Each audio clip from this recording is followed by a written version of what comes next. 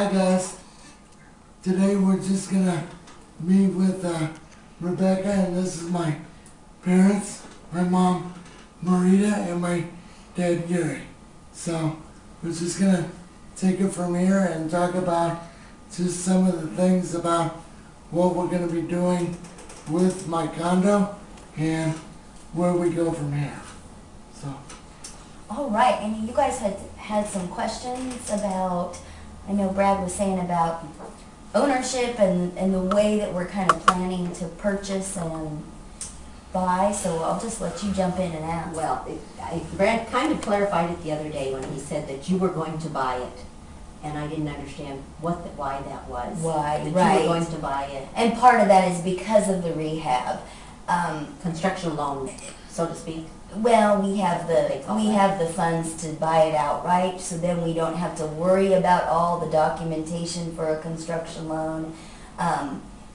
And so buy it outright, put the rehab money in, and then it will appraise at the higher amount, so that Brad's mortgage and his loan to value will be more beneficial for him at that point. Because if we buy it right now, it's appraised at the lower value of the as-is value. And I'd have to buy it as is. And if he's buying it at that number, the rehab isn't figured in yet to the appraisal, so the lender doesn't like that. And that would be a different interest rate, probably? It probably just wouldn't work very well. They may not pre-approve as much or at all. So we need to put that rehab in, because that'll be probably $20,000 worth of value that we put into it, and then we sell it to him at the same price, but now we have $20,000 difference there, and so his loan to value from his lender's perspective looks really good.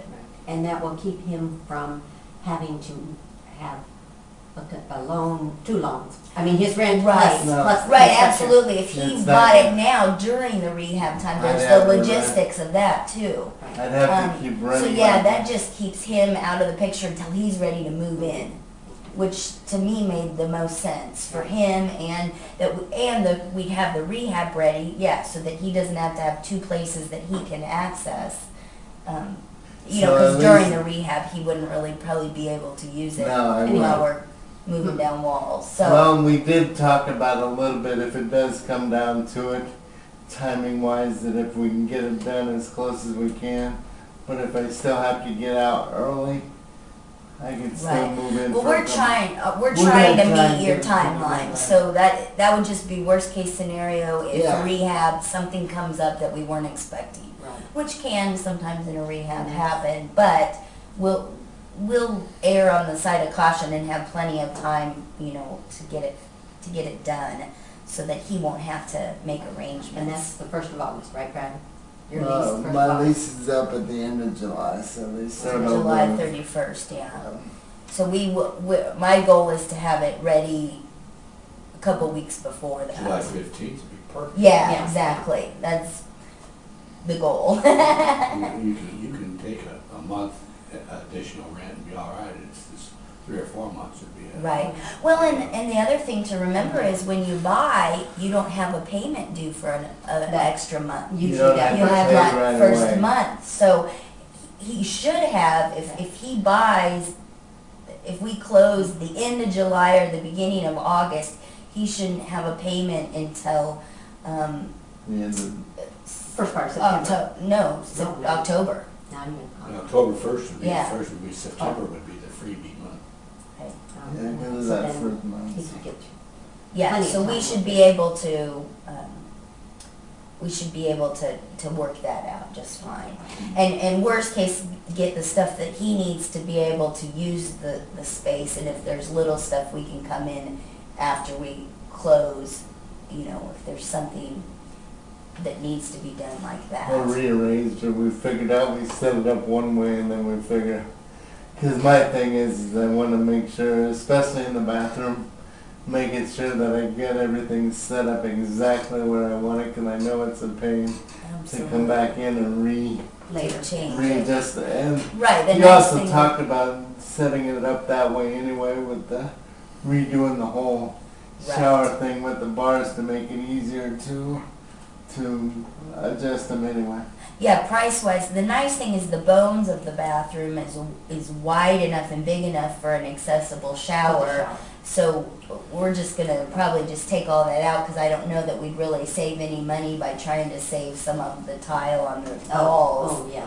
At that Starting point, from scratch. yeah, it Would be makes better. more Much sense to pull easier, everything yeah. out and make it new, and so that gives us the opportunity to make it exactly how he needs it to.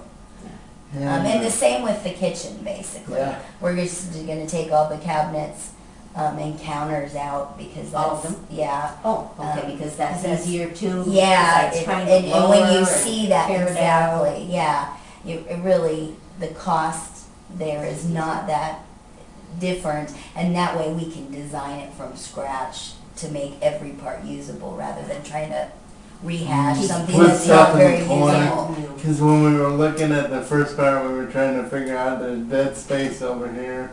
Can't Yeah, use it, you- and we were trying to move it. And Given the And, small footprint of the unit, making sure every square inch is usable storage, something Right, yeah. for him, I think, is even more important yeah.